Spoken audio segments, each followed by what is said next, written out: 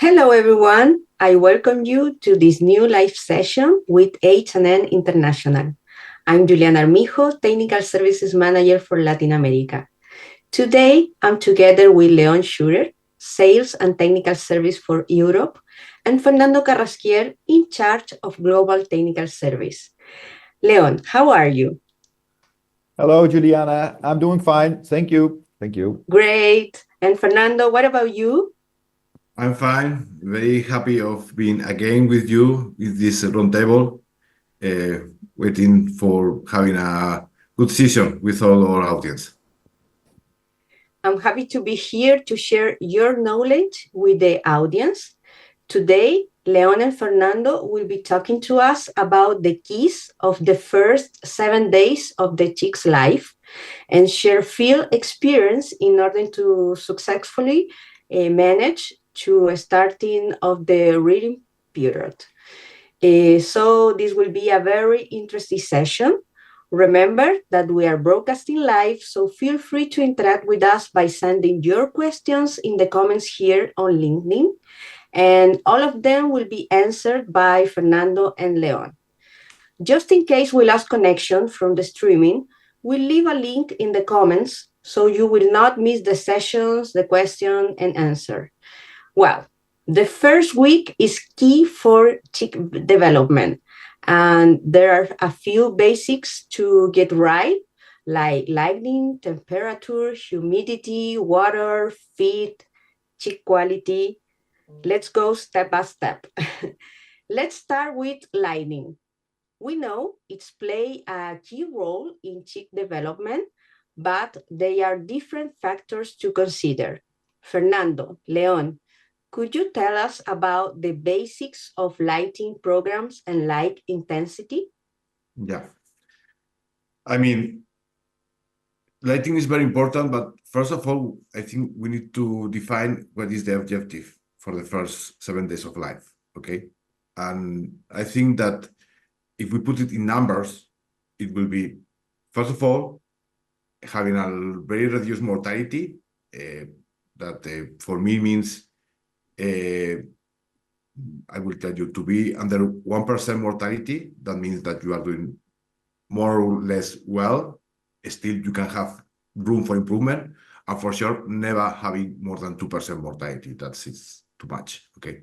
And second point is to be sure that we double the body weight of the chicks, okay, during these 7 first days of life. I think this is very important to say before of anything, for putting a clear, I will tell you, goals for this first week of life, okay? For sure, lighting, as in many other areas of poultry production, is playing a key role, okay? And Leon, I think that we need to speak about two main things. One is the lighting program we need to apply during these first 7 days of life. And the second key point we need to speak about is light intensity that we need to provide to our chicks. Yes, you're right, Fernando. Those are the two most important things.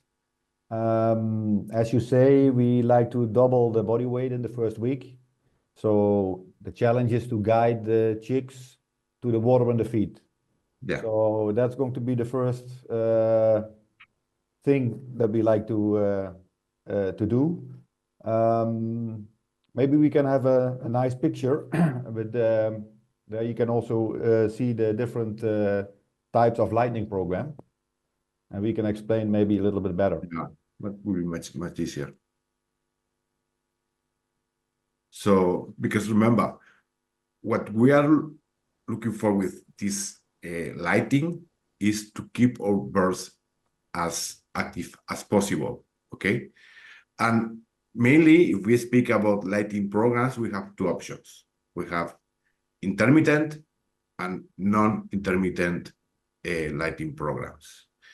If we can see the first picture, please, where we are showing this, because it's easy to explain with a picture. Thank you so much. Thank you. Non-intermittent lighting programs is what we have used since a lot of years, okay? It's the classical one, which is to start with 22 hours of light, and then during the week decreasing this number of hours till 22, sorry, 20, 16. It depends on the lighting program you want to apply to these chicks, okay? But start with 22 hours of light, okay?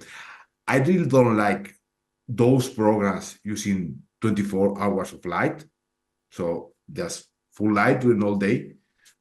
I think that it's a good thing that we give room to our chicks to have rest. Remember, these the old chicks are somehow babies and they need to sleep at some moment of the day. So I strongly prefer these 22 hours of light, I mean, in a single row. The alternative is the intermittent lighting program, okay? That you can see in the screen is 4 hours of light, 2 of darkness, 4 hours of light, 2 darkness, and we repeat, okay?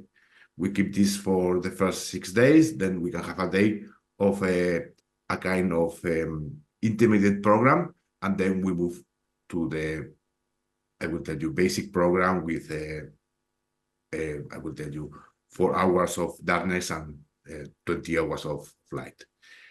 Which one is better? I think at that point, Leon will be agree. If we want to advise for one or the other, I think both of us will go for the intermittent lighting program. No? Yeah, you're right. One thing we need to take into account the local regulations, because in some countries, it's not allowed to use a program like this, but the experience are good. One of the important thing is also to stimulate the birds. So every 2 hours when you switch off the light and you switch on the light, you see activity. And then you see that the most stronger chicks also take the maybe not so fast chicks to the water, and they guide them also to the water and the feed. In recommendation, we say it's 6 days. When it's necessary, you can also do it for longer. You don't do anything wrong with that. It depends of course on the quality of the chicks. Yeah. And I think you say something that is very important, and we will be repeating during all this session, that this is perfect, or this is making a good job, because this is promoting activity. I mean, all things we are going to speak about is how to promote activity for making them, or chicks, to explore where water is and where feed is, okay? Yes. And one thing is important, Fernando, okay, the intermittent lighting program you can only do in a good way when you have dark houses. Yeah. So when you have influence from outside, it's not possible. No, it's not working. No. Then it's better keep the non-intermittent, the traditional one is also working well. So that's the lighting program, and then we come to the light intensity. Very good point. So maybe we have a video. It's always good to have some pictures or videos to explain. Yeah. Maybe also for the audience, it's more clear to say, okay, I saw something like this, or maybe the next time when they go into the house that they can see, okay, I need to look a little bit more carefully. So light intensity is, of course, to guide the line in first line to the drinkers, because that's the most important thing. Yeah, fully agree. I mean, when we speak about light intensity, I mean, we will be agree. What we are recommending is more or less having 40 to 50 lux. This is the basic recommendation that you can find in our guideline. The tricky point here is, okay, this is the recommendation, but the problem with light intensity is that light intensity is not a uniform feature all around the house. I mean, you will have different light intensity in different areas of the house, or the cages, or the aviary system, depending on where your sources of light are placed and which intensity they have. Okay, so the intensity that we are recommending is clear, 40 to 50 lux, but where is also very important. And the answer for where we want these 40 to 50 luxes of intensity is at the drinker's level. Okay, we can put the next thank you so much. Here you see this is a nice picture, I think is a good setup for a cage brooding. Okay, so with the paper, with the paper, so great. The only problem here is that you can see that light intensity is good enough in the first, I will tell you, of the first half of the cage, but is not good enough in the last half of the cage, where drinkers are placed. So these drinkers are not having enough light intensity, or at the level of these drinkers, there is not enough light intensity. So we need to be very careful in correctly illuminating these drinkers, okay? Because remember, and we will be speaking later on, but the most difficult thing that the chicks need to do during this first week of life is to learn how to use the drinkers. Yeah. And we want to attract them to the drinkers, okay? So I think also we have some videos from you, Leon, to our audience. Yes, I want to show the people the upper side because, okay, the recommendation is 50 to 60 lux. And I know sometimes people are thinking the much light, the better. And I have a nice video and there you can also show that too much light is also can be dangerous. So in this case, it was an aviary system, and at the end, it's a little bit the same as cage. The feeders are inside, and we always have the recommendations to put the birds on the other side of the feeders below the drinkers, so they are already on the place. In this case, you see high light intensity. No problem, birds go to the nipple drinkers. But now I want to show you another video, that's the other one. And I took that video about 1 hour later. So we house the birds, and 1 hour later, I make the same video from the same cage. And on that video, you see that the birds in that hour, they jump also over the feeders and go to the other side.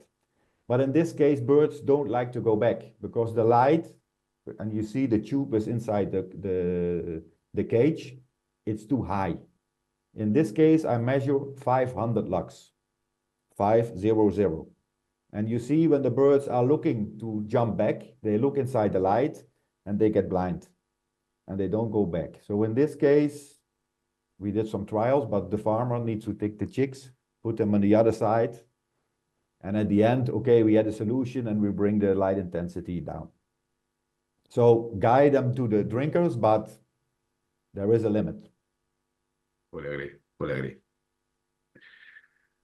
Okay, I think another critical point on how to lighting our birds during the brooding, during the first 7 days of life, is about what we were speaking before, okay? The difference of lighting in different areas of the house, okay? And we have another video that we can show to our audience. You see this cage. See how nicely the cages are illuminated at this floor. But if we go to the floor down, then the light at the level of the drinkers is not good. There is perfect, okay? Here is so-so, okay? And the reason for that is in the back, okay? You can see that they have a big bulbs that are making a good job, but probably they are not in the right position, okay? So, and here another thing that is curious is that they are doing the brooding in 3 levels. It's very difficult to have uniform lighting, and we were speaking about this uniform temperature when we are working at 3 levels, okay? So see the difference in this video of illumination in the different levels, okay? How at the one of the levels is perfect, at the other of the levels is nice, but in one of them is very poor, okay? And that for sure will have an effect on the activity and in of the chicks, and also in how they are interacting with the drinkers, okay? That's very important. Okay, I think that for the lighting point of view, I think more or less we have say everything, Leon? Right. Yes. Well, there's more things to say, but there's more things we can speak about that for an yeah, hour, but those are the basic things. yeah. And Okay. oh, sorry. Sorry, Again. no, sorry, please continue. No, also in this case, maybe a lot of people are going to think, okay, those are basic things, but we all know with our experience when we visit customers and you see that sometimes the basic things are forget. So we keep on going on that to say to people, this, and every time when there is a new chick delivery, to be sure that you take all those different parts and be sure that they are okay. Yes, I totally agree. When it comes to temperature, what are your recommendations for air, concrete, or liter temperature to ensure a good start for the chicks? Thank you for the question. I think and is in the right direction. Okay, one thing we need to start. I said that you are in the good direction when you speak about air, concrete, and ground temperature. Okay, because one thing we need to understand on the chicks physiology is that they are not able to produce their home heat. They are what we call poikilotherm, okay? As for example, the lizards, okay? They cannot produce their home heat. The chicks, after 10 days, 15 days of life, they will become homeotherm, okay? As we mammals are. That means that they are able to produce their home heat by basically burning the energy in the feed, but not during the first week of life. That means that the temperature that we'll have in the house, the temperature that we'll have in the ambience, will be the temperature that the chicks will have as body temperature. Okay, that first point very important. Second point that also is very important and is related to what you were saying, Juliana. For layers, for adult birds, we don't care too much about the temperature of the surface of the cages. For sure, we care, but it's not a very key point. Okay. For Deo chicks, it is because they are for sure smaller, they have much less body weight, and they can lose and gain a lot of temperature by conduction. That means for being in contact with surface with different temperatures. Okay, and I'm pretty sure because I know my dear friend Leon that now he's going to jump into one of his favorite topics, that is preheating the houses. Which is Yes, it's also one of my favorite topics, by the way. Yes, at the end, that's preparation. We all know normal-wise the hatchery and also the transport, they take good care. Most of the trucks, they are good equipped. So the ride from the hatchery to the farm, it's always good. But then the challenge, of course, for the farmer is to have the good preparation of the farm. It depends. It's winter time in which part of the world we are, but the farm needs to be on temperature. And with the farm on temperature means when it's a barn system, a floor system, you need to be sure that the floor is warm up well. So the concrete needs to have a good temperature. So, and I know sometimes it's easy to cover with a nice package of wood shaves, and then it looks already comfortable. But the experience is that it's not true, you know. The cold from the concrete is coming up, and it's easy to check when you do some measurements on the floor level and on the scratching material level. So preheating in normal conditions 24 hours before that the chicks are coming. When it's winter time or very cold conditions, you need to start 48 hours before. So the concrete needs to be warm.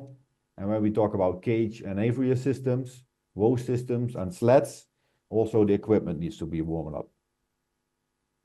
That's very important. And I think from personal experience, and Leon, I think we are sharing these experiences. There's one thing is, I will tell you, quite funny, is when you go to cold countries where you need to go for a long preheating period of 48 hours, even more, okay? Normally, they are doing this preheating in a good way. But when you go to warm countries, okay? As this, no, this is our one country, outside is 32, so we are just going to do 4 hours of preheating. Mistake. Still, you need to keep these 24 hours of preheating. And I have to tell you one thing in addition to the how important is this for the first 7 days of life. We have scientific evidence that if we expose our chicks to low temperatures or temperatures that are not right during this first week and first weeks of life, that will have an impact in immunity, in the immunity the chick will have during this first part of the life. And that can have a very negative effect on how our chicks can deal with the contact with diseases during the first weeks of life. So chick temperature is important for the goals we said before, but also from the animal health point of view. Mm-hmm. Fernando and Leon, in bar or floor system, should we prepare whole house to receive the chickens? Very good question. Okay. I think we have a couple of pictures that can help for that. Okay, we can put the first one. Thank you. First point. This is this picture is yours, Leon. And right? Yeah, right. So it's a nice equipment that you can use. You can use it on your mobile phone, and with that you can make the pictures and you can see the difference in temperature. And in this case, it was an aviary system, and normal-wise in aviary systems, they receive the chicks on one level, and of course you try to have the second level, not the floor level. And of course, the higher, the better you can have the temperature inside the cage or in that level. And in this case, the video shows you the real temperature inside the house on chick level. Because many times we see that the computer shows the good number. So when we put 35 degrees and we go to the climate computer, and then we see temperature is there. But then I'm going inside the house with measurements with equipment like this. And then you measure on chick level and then you see some other things. yeah. So it's very important to check on chick level. And another thing that you can see in this picture that is a key point. I mean, in the level of the chicks, the temperature was nice, but if you see below, it's too cold. Yep. So And for cages, yes, and cages and aviary systems with different levels. Sometimes you go to 2.5 and 3 degrees difference between the different levels. that is exactly So the more levels you're going to receive the day-old chicks, it's going to be difficult to have the good average temperature. At the end, when you go to control for the chicks below, the chicks on the upper level, it's too warm. Yeah. So we always advise when we talk about cage and aviary systems, row systems, to receive the chicks on one level, and then you can have also the good way to control the temperature. Yeah, one level is perfect. Sometimes, you know, Leon, that we are forced to work in two, but never. And that we fully agree, never. It's not always the More than perfect two. world. This is very, very, very difficult to manage. Very, very, very difficult. But to come back to the question of Juliana, Yeah. sorry. Yes, I have a basic questions about how to check on chicks that temperature are okay. Okay, that's a very good question, but later on I will go back to your previous question because I have something. Okay, sorry. But no. But because that's a very good question, and the answer is very easy. The first tool for knowing if your chicks are the good temperature or bad temperature is your eyes. I mean, to check their behavior, to check if they are active and they feel comfortable. Or if you can see that they are grouping on, that means that the temperature is too low. Or you can see that you have some some birds that are painting, that means that it's too high. We cannot be in a house during the first 7 days of life and see birds that are painting or are grouping. That means that even if this is in a small area on the house, because these chicks that are painting or are grouping in a corner, these chicks are not having any kind of activity of exploration. That means that they are not going to find the feed, and even worse, for the water. So this will be non-starting chicks. So that's the first point. Your eyes to check your chicks to see how comfortable they are. Okay. Mm-hmm. Later on, in addition to the thermometers that you have in the house and to the thermal camera that Leon have shown, there's another thing that is to check the body temperature. Okay, with one of these ear thermometers, which are very easy to find, and this is also giving you a lot of information. Okay, if we go to numbers, okay, we are recommending to be in cage around 34-35 degrees in there. Okay, then the concrete will be the surface of contact will be 30, and the concrete around 27-28. Leon? Yes, correct. More or less. And for the internal temperature, we are asking them to be on the normal temperature, will be around 40-41. Okay, that's a normal temperature for body temperature.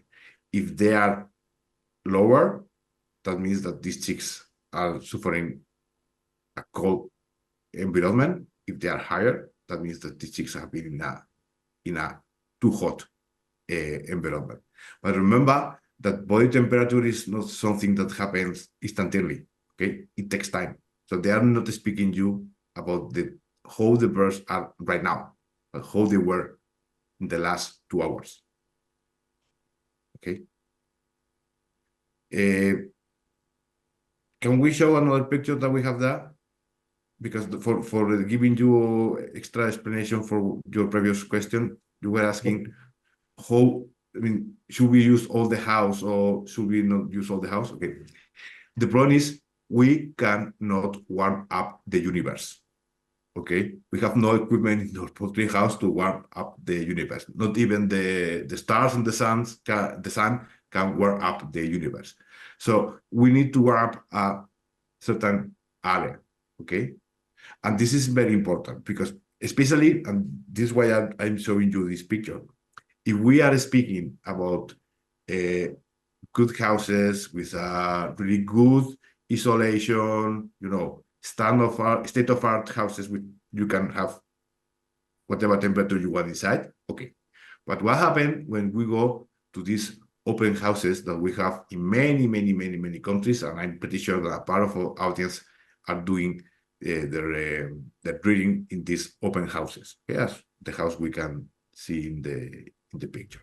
Well, we need to use these plastic systems to isolate or to have a smaller area in where we can warm up, okay, and not to warm up the whole house, okay, because that will not happen. Okay, we will be spending thousands of dollars in gas, and still we don't have the right temperature. We need to do these small areas or small places where we are isolating from the rest of the house with plastic systems, okay, for having the possibility of warming up just this area, okay. How big need to be this area? Well, it depends on how many chicks are you going to house in this area, okay. I think that's an important point. I think we have also a nice. Leon, there's an extra point that we are going to speak later on is, okay, you are closing with plastic this area, but what about ventilation? Okay, we need to speak about this. Yeah, okay. Can also be a risk, too much plastic. It is a risk. An additional thing also to this is when you give the birds a lot of space, you can also give the birds the choice to find a place where they prefer to sit. So, and in a big house, it's not easy to have a good distribution of temperature. I think we have also a nice video, and there you see Yeah. also an open house. So the whole house is available for the chicks. And then you see that the heaters were on the side of the house. And then you see that the birds are going to move and look and go find the warm parts of the house. That's also one of the things, because at the end, in the whole house, we try to have enough feeder space and drinker space. But when the birds are going to the sides of the house, so also that point is going to be a critical thing. Mhm. So with that, it's always good to make some participation of a division of the houses where you can put the chicks. Yes, Next. that's a key factor for sure. Remember, we're happy to answer your questions, so just type them in the LinkedIn comments, please. And what can you tell us about humidity and air movement?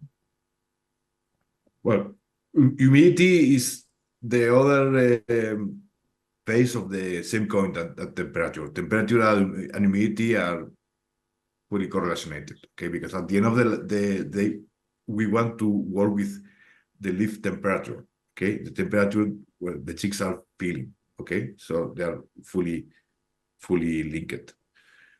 And that's a mistake that sometimes happen. People is putting a lot of effort in having the good temperature, but not in having the good humidity, and that's not working as that. Okay, if we are having a very low humidity, we need to go to higher temperature to put our chicks in comfort areas. Okay, and that's not good, because when we need to overheat our chicks with a low humidity. Remember, our chicks, as all of us, as all animals, are mostly water. Okay, we all human beings, all live beings, we are mostly water.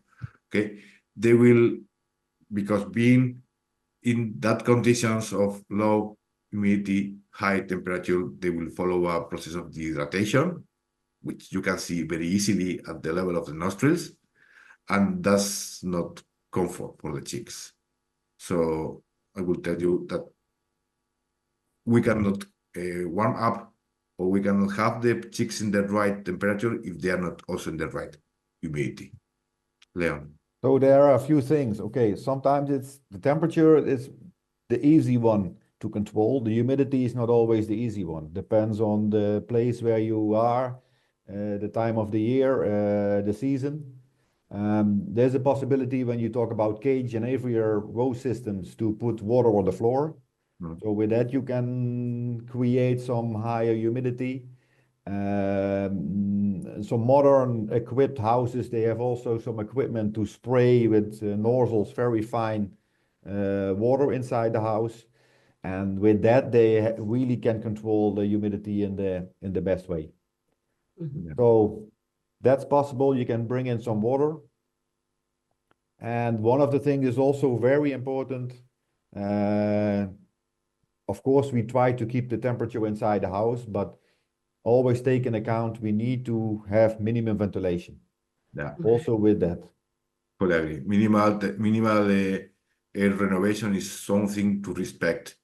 If and is a really small amount of air renovation still is something to respect with no choice. I mean, we need to renovate there, especially when we are working in these houses, as I showed before, in a really close area for keeping the right temperature. We need to renovate there.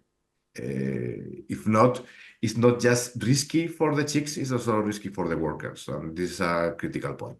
Yeah. Mhm. And how important are the effect of flows in the house for chick comfort? And what are the best practices to manage them? We agree that the key point is that chicks do not like airflows at all. So if we are speaking about the cage or aviary systems, they will be not comfortable. If we are speaking about the floor systems, they will just move to another area. because this is disgusting for them to be exposed to these airflows. Remember that the old chicks and the chicks during the first week, they are not feathered, okay? They have the down, but not feathers. So they are quite sensible to these airflows or even to any kind of problem with temperature. So they will, if they are in flow system, they will just move to another area, okay? And Leon, maybe we can show the next video. Yes, but this is also something you Yeah. need to look with your eyes. You need to check the behavior of the birds, and they will tell you if they feel comfortable on one place or not in another place. So in this video, you can also see the whole house was equipped for the receive of the day-old chicks. Conditions good, feeders, open drinkers, paper, but you see that the birds are moving to the side of the house, and in this case, you see that the temperature, so the heating was coming from the side of the house. So, and with this, you see that the distribution of the chicks is not in the perfect way. And again, the same comment that we did for water. Sorry, we did for lighting, we did for temperature and humidity, and also we are doing for airflows. If you see the video, while chicks are in, grouping on this coin, they are not looking for water and feed, and that's the objective that we have.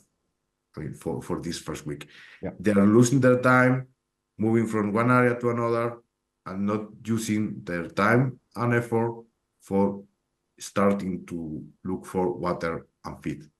Okay, and remember, we have 4 days. Yes, and also in that area, there is not enough water available because everybody is going to the same side. And the other side of the house, a lot of drinkers are there and they don't been used. Fully agree. Well, let's take a break. If you need some coffee or make a brief call, now is the moment. 3 minutes and we'll come back. If you want to stay, we have some interesting videos for you.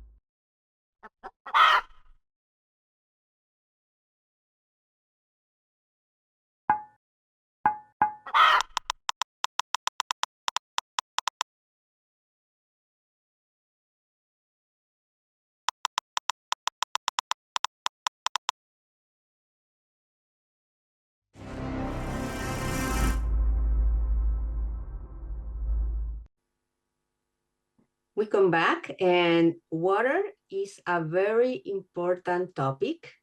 What recommendations can you share with us? Yes, that's clear. The most basic thing is to get the chicks to the water.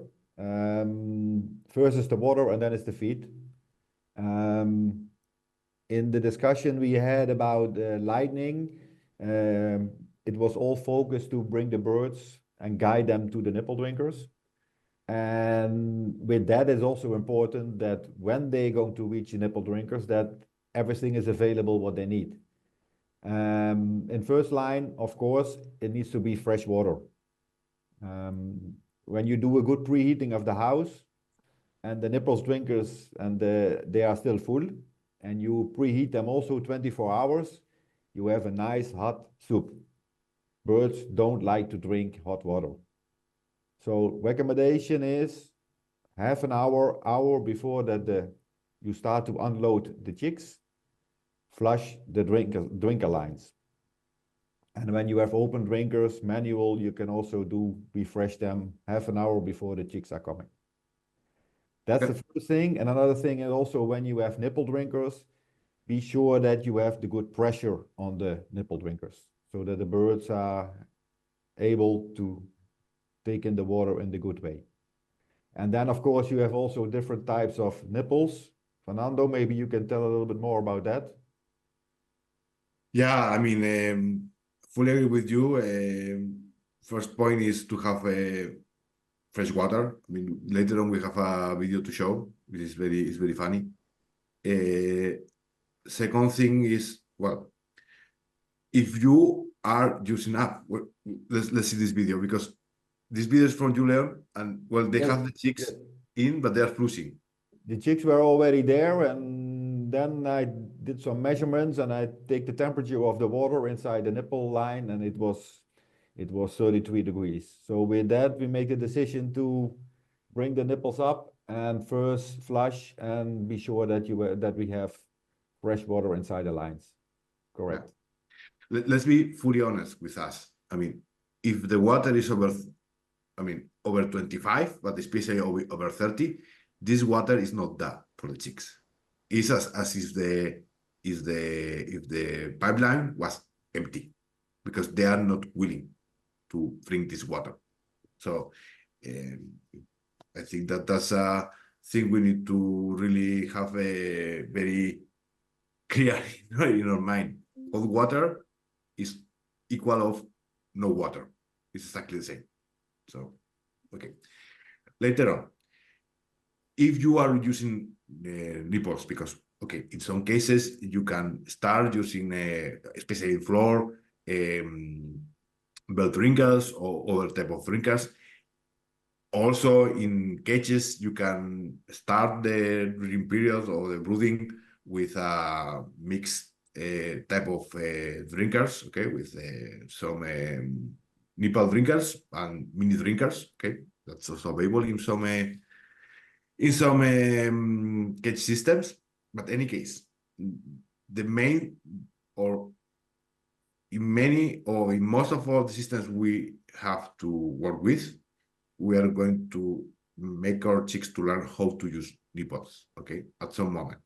And this is not so evident, okay, it's not so easy. So first point that we need to have clear is what you say. I mean, they need to be easily activated. For that, first point, we need to have the right pressure at the nipples level. If the pressure is too high, it will be very difficult to the chicks to activate this nipple, and the system will produce too much water quantity, or they will release too much water quantity that is not needed. Okay, with a low pressure, the nipples will be much more easily activated, and they will provide water more than enough for a chick during the first week of life. Okay, so the pressure. Second, and for that, Leon, we are going to be 100% agree. There is different types of nipples in the market. There is some of them that are 360 activated. That means that when the chicks are having interaction with them, they are Give water. releasing water. And there's others that are vertically activated. Okay, that these ones are much more difficult to be activated by the chicks and the right. You explained this in a very funny way with a pencil, Leon. Can you Good. tell this to the audience, because that's very nice. So, but that has more to do with the height of the nipple drinkers. Yeah, you're also right. Okay, so I finished with the things of the nipples, and we will move to the height. The last thing is, and this sounds to be a rare thing that is happening quite often, is are the nipples in good conditions? Because many times when we go to a house for brooding, if you check if the nipples are releasing water, they are not working. Why? Because there was some kind of I don't know, treatment with vitamins or with antibiotics or whatever they are using, and the nipples are not longer working. Okay, they cannot be activated. This is something we need to check, because if the nipples are not working, then what is the point, okay, of attracting the chicks to this area if they cannot get water from them? Okay, so pressure 360 nipples need to be prioritized. I mean, they are easily paid off because you will have a much more lower mortality every single flock. And to be sure that all nipples are in good conditions and fresh water. Okay, this is the basics. And later on, we need to speak about another point, is how we place the pipeline, how we place the nipples, depending on how big are the chicks. Okay, because we also see many mistakes at this point. And maybe we can show to the audience the next video. Yeah, you see the height of the pipelines and where the nipples are placed by, if you compare with the chicks. Okay, how low it is.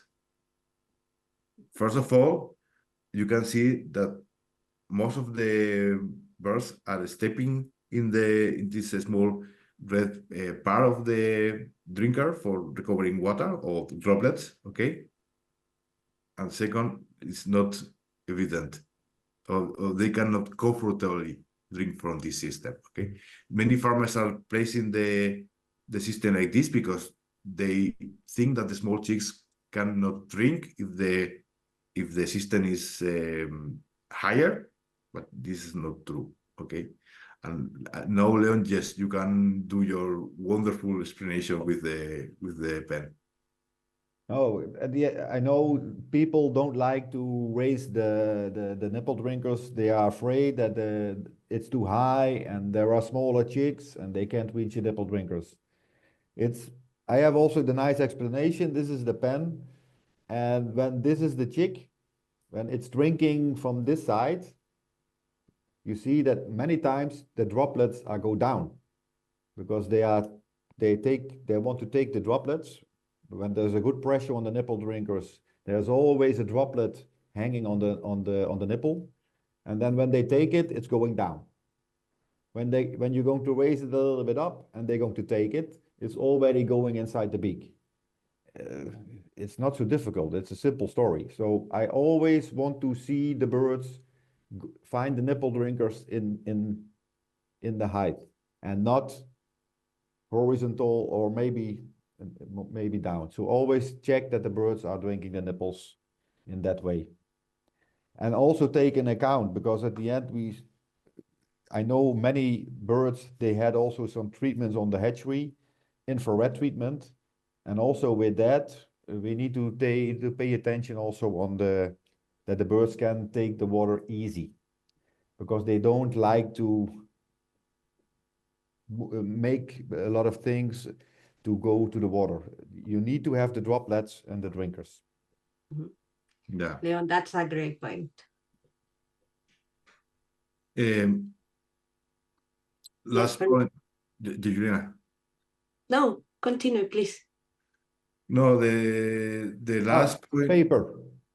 Yes, I have that question. Yes. In cage and aviary system, paper under the nipple drinker, yes, no? The answer is yes or no. I mean, if your system is working very nicely and you are not having losses of water under your nipples, then yeah, Yes. put the paper under the nipple. That's perfect. But what happened when your system, because it's old, because of the temperature changes, having some damage in the nipple that happen very often, is losing water. Okay, that if the system is losing water by the nipples, your paper will become wet, and then you need to change it. Okay, and that's that. I Nobody likes to do know any farmer worldwide that knows to do that thing. Okay, it's very disgusting because first the paper get wet, then the cheeks become wet, and it's not nice. So if you are in these circumstances, then yes, under the nipple, please don't place paper, but place paper close to the nipple. Okay, because another very common mistake is say, okay, I will put the paper far away from the nipple. Okay, so 10 centimeters away. So in this, like that, it's impossible that my paper will become wet because of the losses from the nipple. Okay, yes, but the problem is your cheeks will be very comfortable on the paper because they have feet there. They have it's easy to them to walk in this area, and they will be not happy to go to your nipples, and that is something you don't want. So not under, if possible, under. Okay, if your system is not having any water loss, sorry.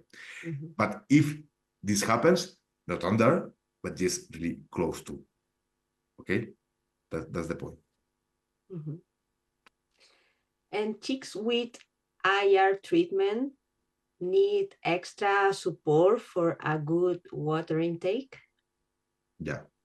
Yes, I mentioned already, you need to pay some extra attention for those chicks. And there's also a difference between brown and white. White is normal-wise a little bit more active and a little bit more faster to find the nipples and the water. For brown, you need to be sure that the water is good available. Yeah. And especially that the droplet is already hanging, and they prefer to take the droplet that they need to hit something with the beak, because at the end the beak is already a little bit more sensitive, of course. One thing that you can also do as extra care for chicks that have follow a IR treatment or to brown birds, okay, is to manually activate the nipples. So you take a small stick or something like that, and you ask your farmers or your crew in the farm to activate one by one, okay, any single nipple, and that will attract the birds to the drinking lines.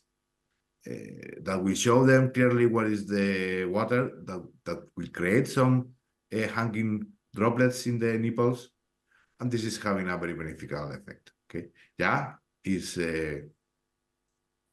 work, but it pay off, especially for frowns, especially for birds with IR treatment.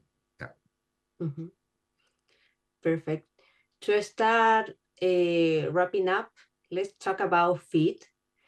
What kind of feed we like to use as a starter feed? Mash, crumble, mini pellet. What is your opinion? Here we are going to have a small discussion with Leon. It's not so difficult. No, it's not. So, I mean, for me, I mean, if you have good mass, okay, but in many countries you see that to use a crumble, not pellet, not broken pellet, because normally you are creating too big particles and the chicks cannot have access to them. okay? But yeah, what we see is when you're using crumble for the first week, first 10, 12, 14 days, it's having a beneficial effect, okay? But Leon, you have a different experience that is also fully true. That is, As you already told, when there is a good possibility to have a good structure mash starter feed, it's always the best.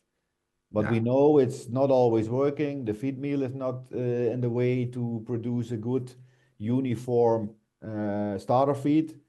Don't use it. And then, as you say, we prefer to use a crumble.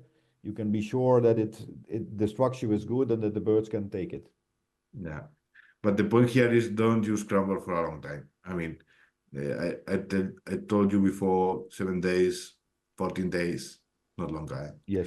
And when you move from crumble to mass, be sure that you move to a feed with a different presentation, so no longer crumble but mass, but with the same nutrients density. That you are not moving to a different presentation and also a more diluted feed. That is not working No. at all.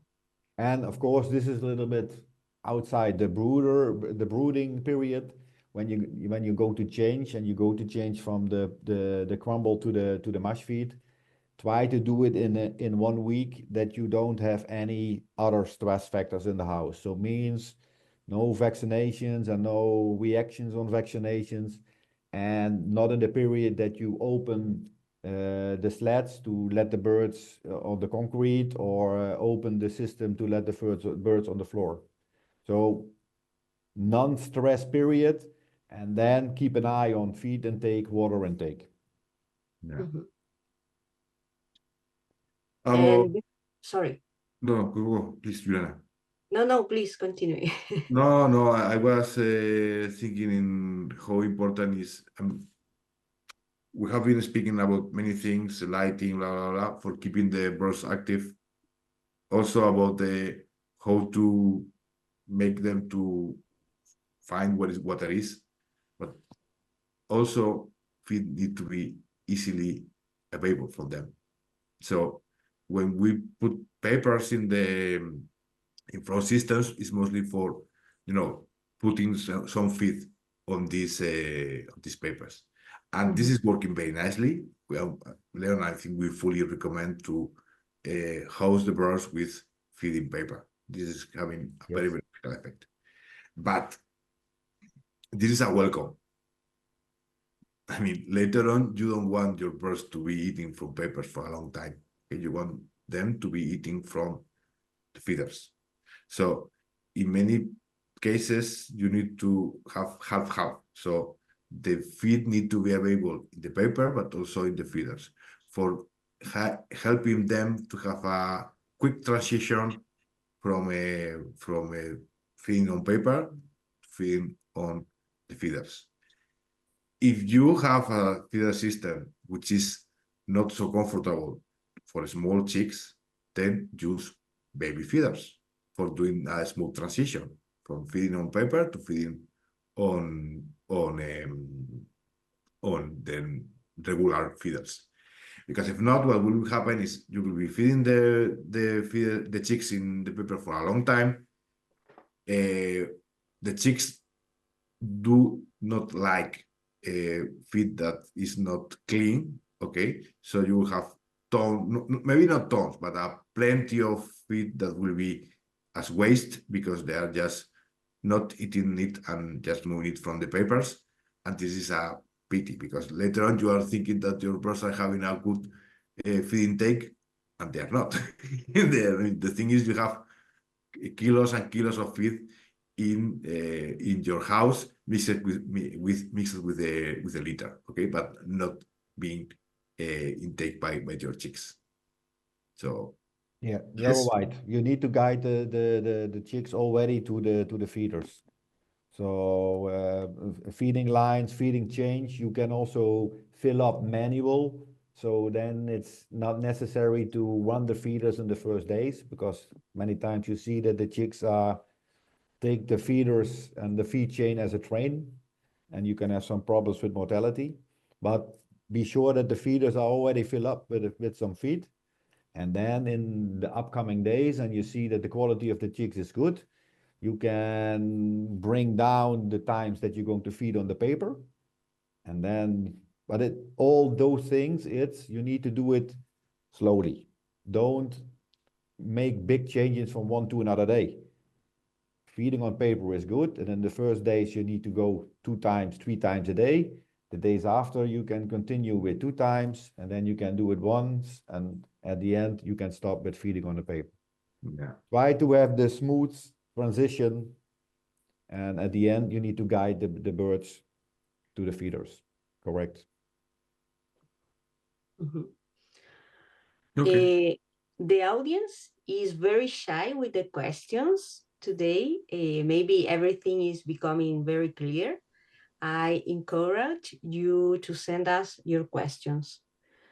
And before, sorry, Fernando, you No, were saying? I was thinking that we are speaking about really basic things, but this is what is making the difference. I mean, not the special systems, no extra quality checks. No, no, no, no. Which is making the difference is to be very proficient in these basic things. That Mhm. is the backbone of having a good chick quality at 7 days. And this is Mhm. very important for the productivity of the chicks during all their production cycle. Yes, I agree with you. And before we finish, let's talk about chick quality, please. I think we have a video for that with the chicks in cages. Sorry, in crates. Yeah. What do you think, Leon? No, chick quality, as I say, normal wise, hatchery, they take care. The transport, the truck is in good conditions, so the birds are coming in the good conditions in your house. First impression, you see this box, and then you see that the birds are crowding a little bit. I took some temperatures of those chicks, and then the body temperature was too low. So at the end, this is going to tells you a little bit more. And from that time, I said also to the farmer, okay, now we need to be sure these chicks needs to go inside the house as fast as possible. So don't put the boxes inside the house, put them on the floor, or go put the trolleys inside the house and go to drink some coffee. Also in this case, you need to be fast and put the chicks on good temperature, feed, water. I think chick quality is a key point for the outcome of the first 7 days of life of the brooding. But okay, here there is 2 things. First point, I mean, whatever is the quality of your day of chicks that you are being receiving, you need to put your effort in these basic things for having a good brooding period. Okay, I put you an example. If you have a good road, if you build a good road, okay, it doesn't matter if the cars are going for this road, a Mercedes of a new Mercedes, or it's a really old car. Normally you will have no traffic accidents, or the traffic accidents you will have will be very low. If you are having a bumpy road with no traffic signals and with crazy crossovers, then with the Mercedes, more or less, they will be able to, go for this road with no accidents, but all the rest of the cars will have a lot of problems. So we need to have a good brooding capacity for being able to deal with chicks of all qualities. Okay, sometimes the chick quality will be better, sometimes the chick quality will be slightly worse, but we need to do our best for being able to deal with all of them. That's the first point. Second point. small chicks are not necessarily of worse quality. Okay, there is many people worldwide that do not like chicks above 33, 32 grams of weight. And these chicks could be also of very good quality. When they are about 30 or 29, then yes, I mean, they are too small and is probably not the best quality of chicks. But if they are around 30, 32, 32, 33, still these chicks are fully viable and they have the same capacity of chicks that are bigger, of performing really great, okay, and having a good productive life. Okay, the only thing is sometimes if you know that your chicks are the chicks are coming smaller, you need to take some I will tell you preventive measures. What that means, normally that you need to put them in a higher temperature, okay, slightly higher, and with this they are performing really nicely. Okay, if you know that a part of the chicks is smaller or is coming from PS flock that is younger, so they are producing smaller chicks, and you are working in cage, just place them in the third floor and not in the second. Okay, as the third floor will be warmer, hotter. Okay, and these chicks will be very happy of being that. Okay, or they will perform very well. So this is small tricks which you can have very good results from chicks that are smaller. Okay, don't think that they have worse quality. That's not true. Sometimes they need a little more work for making them to perform right. Sometimes they have even higher quality because they're coming from younger PS flocks, so they have higher levels of antibodies. I mean, the maternal antibodies, so they are not lower quality. They are slightly different, but they are not lower quality. Leo, what do you think on this? Yes, correct. And sometimes you have some discussion to say, okay, I received some flock-tail chicks and I didn't do the preheating and the temperature was the 29, 30 degrees inside the cage and my 7-day mortality was normal and low. So, and I always try to convince people to say, okay, maybe this is a lucky one. I always say try to be sure that everything is on target. The feed, the water, the temperature, high level. And when the chicks don't need it, you can go very fast down with the temperature because you see the flux, the behavior, the feed intake, the water intake is good. And then you can slowly go, maybe you can go back faster. Yeah. But don't try to go on the risky side with that, because when you have a flock and when the chicks are maybe a little bit smaller or when the transport was long, don't go on the try to stay on the safe side and be sure that everything is okay. Mm-hmm. How I can check the brooding is running smoothly? Well, there is a very easy way, that is to check if there is feed in the crops. Not feed and water. Okay, and this is very easy to know. If you have just a feed, this is a compact. When you touch the crop of the bird, you will feel that it's quite solid. This is not good. You need to when you are touching the crop, you need to feel water and feed. So it's not a solid mass, but more soft, I will say. Okay. Mm-hmm. And if by what we can say 48 hours you have all your birds in with the crop full, this is perfect. The things are running smoothly. If not, you need to check very quickly and in a very systematic way. Mm-hmm. These factors that we have been speaking about, lighting, the feed quality, the drinkers, because something is not working well. And if you are not taking any measure, Normally what is happening is very easy. By day 5, 6, you will have a peak of mortality. That is very clear. You have it's not that you start to have mortality from day 4. No, you have a peak of mortality, okay? A very sharp peak of mortality, and there is nothing there but non-starting chicks. Mm-hmm. Okay, so if this is happening, this is not a disease. This is a problem that you are not doing the basics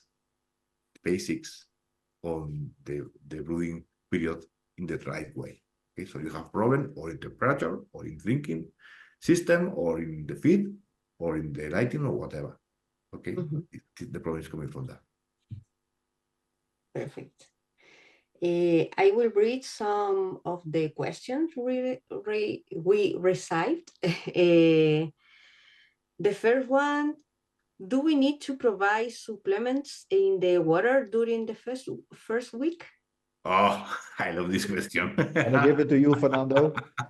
You are the expert, and Well, Leon, what do you think? you know what I think. You need to have clean water from good temperature. That's it. Exactly. I mean, the basics are basics, okay? These supplements, okay, they're supplements that are very nice and can help in the development of the microbiota. Others, okay, can help slightly to have some oligo elements in water, okay? So why not, okay? But they are not the critical points. They are not the key points. So focus on the basics we have been speaking about. Okay. And if you want to do something extra, okay. Okay. Another thing, antibiotics, they are not needed. They are not needed. You can have wonderful results and not use antibiotics during the first week of life. Okay. There is many countries, and Juliana is smiling because she knows about this a lot, that they are using salmonella vaccination, and they are not allowed to use antibiotics during the first week, and still they have wonderful results during the brooding period. Okay, so they are not needed. Please, let's focus on basics. The difference in results are there, not in antibiotics, not in using some magic products in water. That will not make a difference. Once you have done the basics, you want to use some products for improving microbiota, for improving, giving some extra minerals. So, okay, good. Probably it's a good addition, and probably there's payback of these products. Let's focus on basics. Okay, I think, Leon, we are fully agree on this. No. Yeah, good. Yes, I'm fully agreed with your yes. Okay, someone in the audience asked, some week ago, I was in a shooting inside a farm in Spain, and the farmer explained us how challenging is when they need to house chicks from different hatch days in the same house. What are the keys in this situation? This was a very good question. This is for you, Leon. Yes, and again, we always speak about the perfect world. Of course, we try to do it in that way that we have one hatch for one house and even for one farm.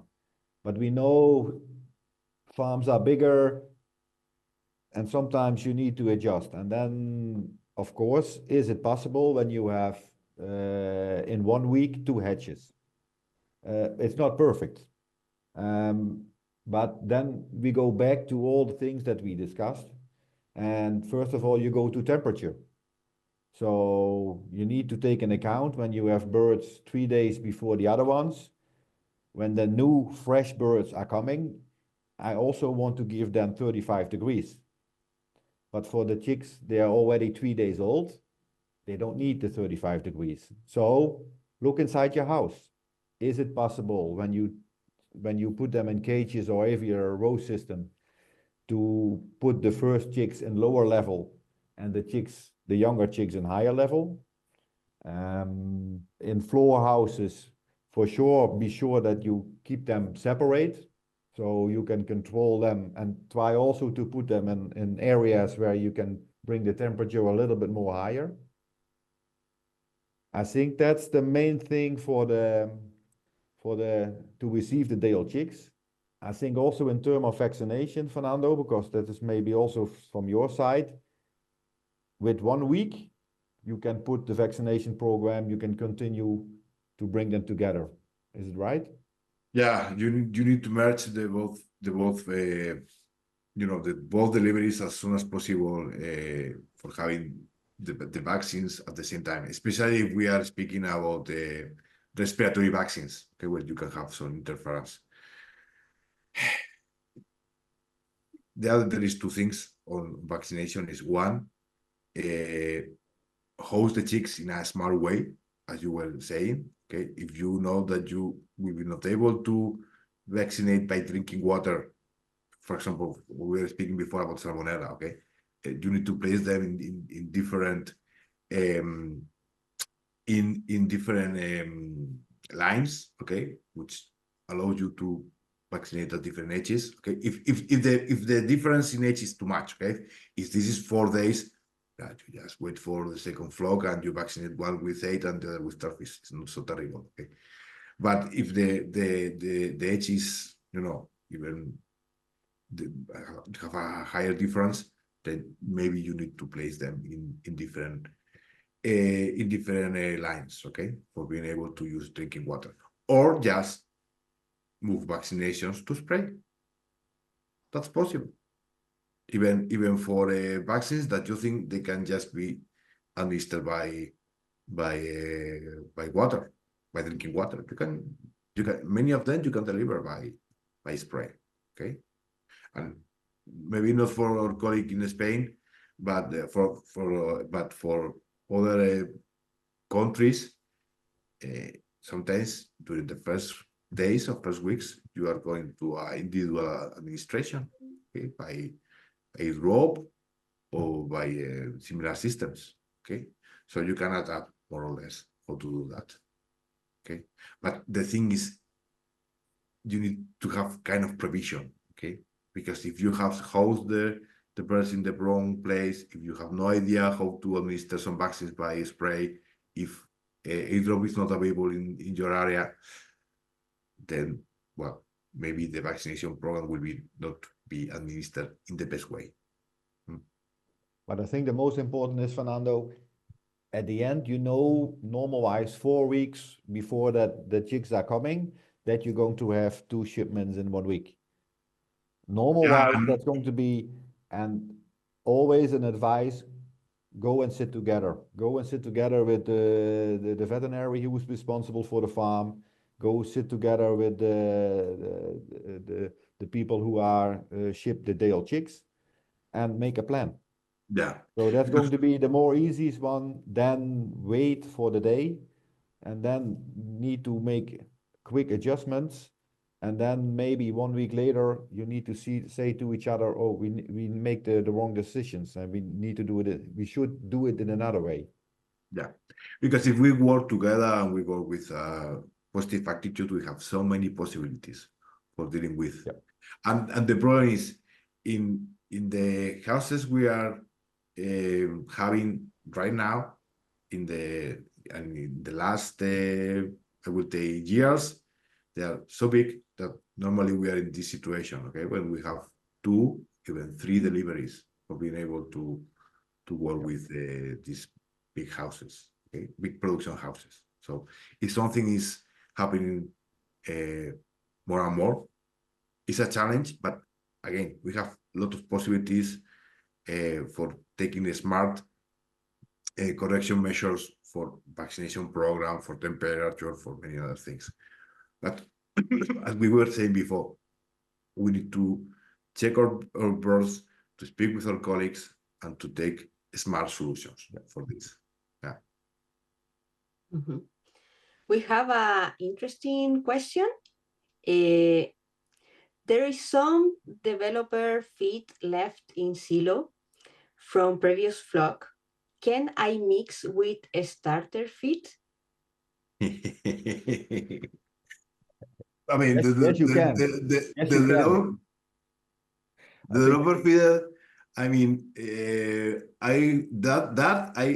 is not the question. This question is not for me. It's for the nutritionist. Okay, but I have to tell you, the mycotoxins that have been developing in this feed during the 3-4 weeks they have been in the silo. This question is just for me, and I will tell you no. Okay, no, it's not. It's not the right. It's not the right fit for the old chicks. One, because of the nutrients density or the nutrient composition is not.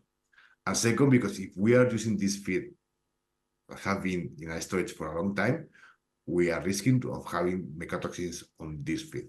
And remember, the birds during these first weeks of life, they are highly sensible to mycotoxins. So, and remember, at that time, we are developing the immune system.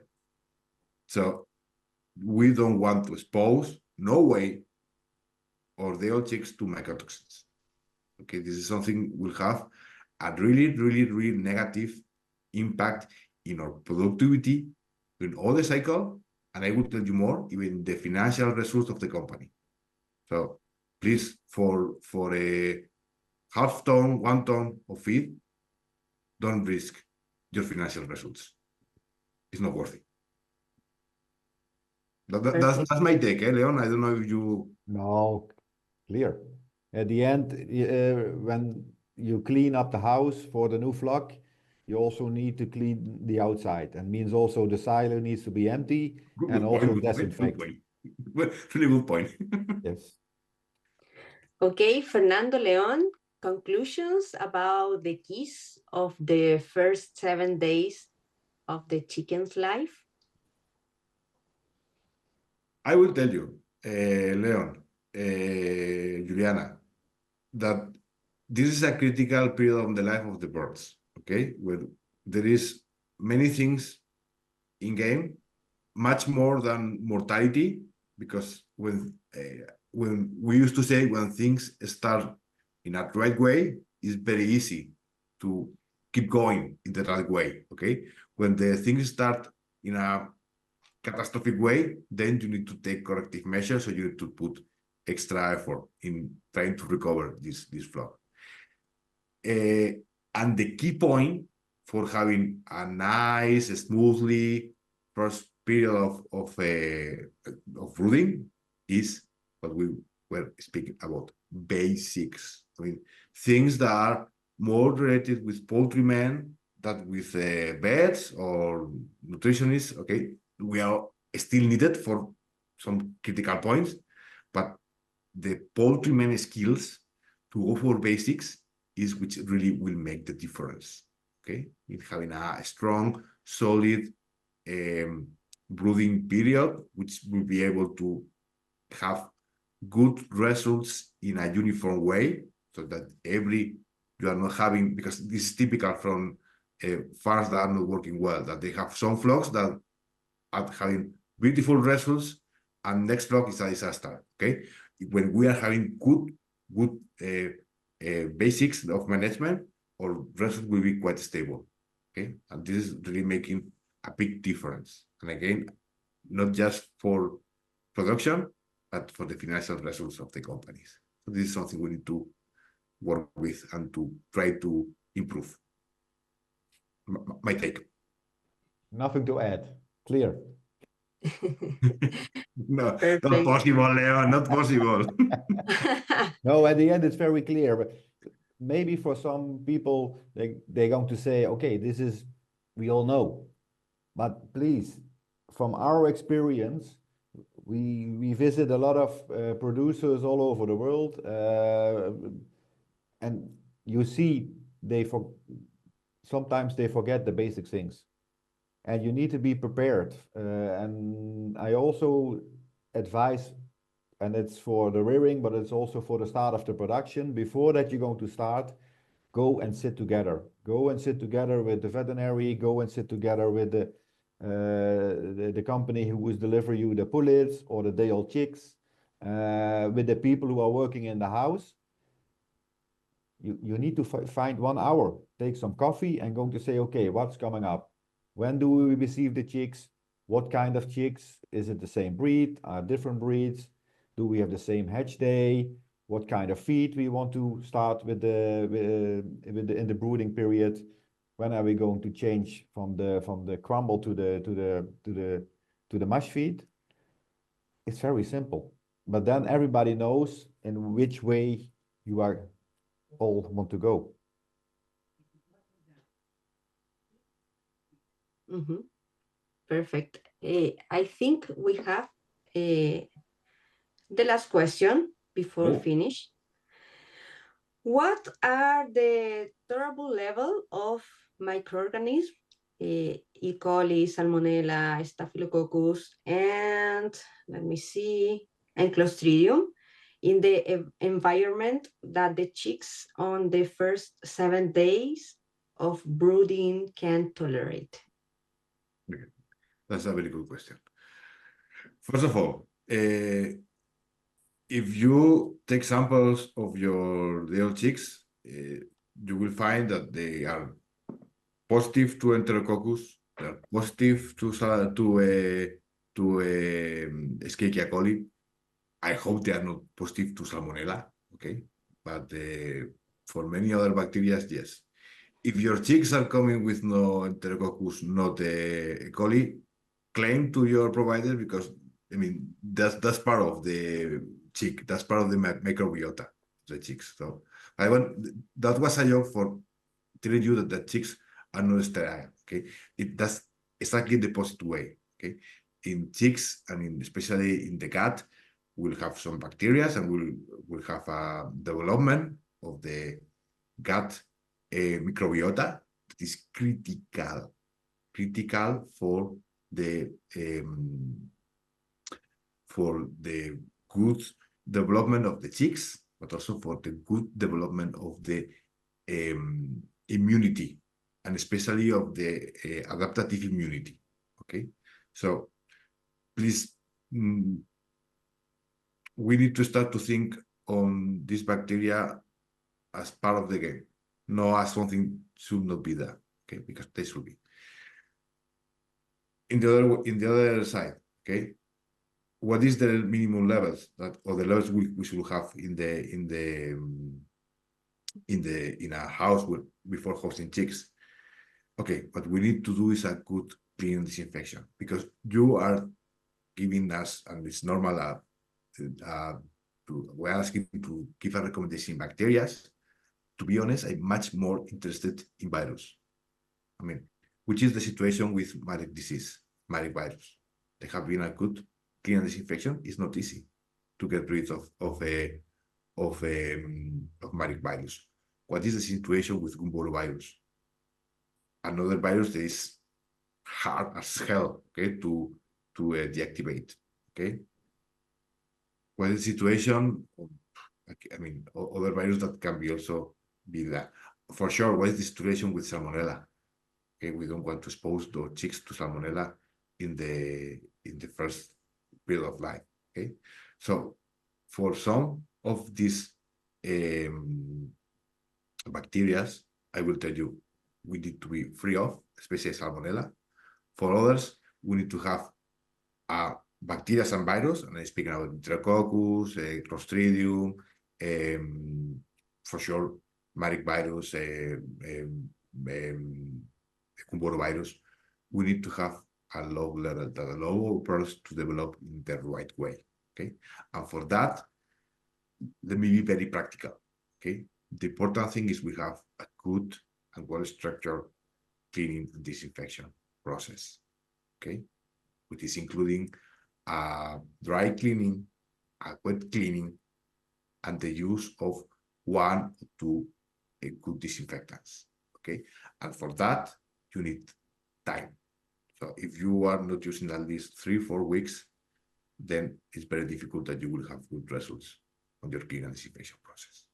Okay, and later on, yes, there is we have a guideline of which are the basic values that you should have for giving us one clean and disinfection process. But to be honest with you, I don't remember them by heart. Okay, so I will need to go back to our guideline. These values are in the guideline, and you can check with. But again, for some specific microorganisms, especially Salmonella, we need to be free. For others, we need to have a solid clean and disinfection process, and we need to focus in being very, very, very proficient in doing this clean and disinfection process in the best possible way. That's my answer. Mm-hmm.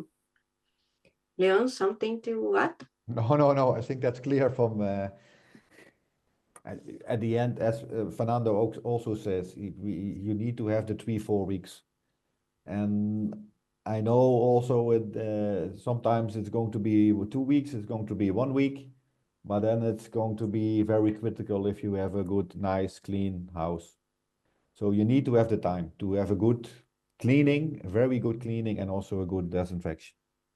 Mm-hmm. People sometimes is not understanding that the most expensive part of a cleaning and disinfection process is time. Because while you are keeping your houses not producing chicks or eggs because you are going through a cleaning and disinfection process, well, you are not paying. I mean, these houses are not active, so you are not paying the mortgage by producing eggs or breeding chicks. Okay, so time, the days that the house is stopped because they are under clean disinfection process, is the most expensive part of the clean disinfection process. Still, and Leon was very right by saying that we need time for good results. Okay, we need time. And that's very important. Leon, Fernando, thank you very much for your time and for sharing your knowledge and experience. We also want to thank to all attendees and for all your questions. We'll let you know in LinkedIn about our next live session. Have a great day. You too. Bye. Bye.